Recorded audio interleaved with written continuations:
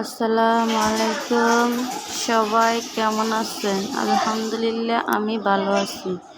এই যে কাঁচা আমের আচার, টক ঝাল মিষ্টি আচার রেডি করলাম।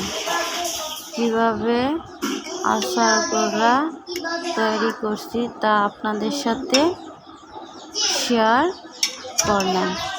সবাই কমেন্ট করে জানাবেন আমার আচারের কালারটি কেমন আসছে। প্রথম কাঁচা আম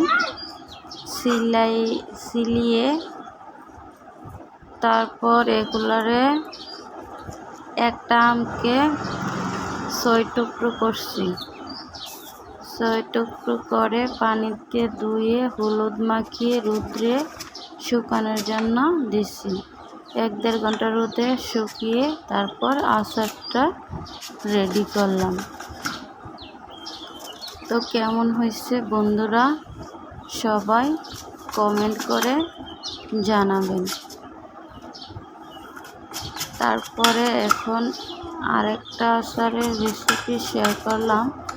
ওইটা হলো কাশ্মীরি আচার।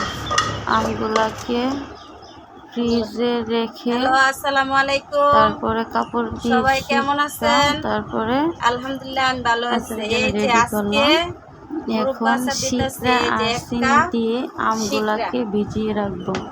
1 কাপ শিকড়া, 2 কেজি চিনি, আমের পরিমাণ এখানে 2 কেজি, তার জন্য 2 কেজি চিনি দিতেছি। 1-2 ঘন্টা ভিজিয়ে রাখবো। তারপরে চিনি গলে যাবার পরে তারপরে আগুনে তাপে দিব।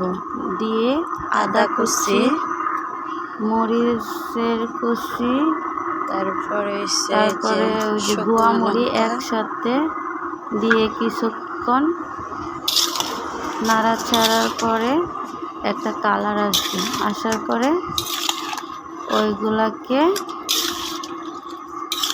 উঠিয়ে রাখবো। এই যে আজকে 2টা আমের আচার দিলাম, একটা হচ্ছে টক ঝাল মিষ্টি, একটা হচ্ছে কাশ্মীরি।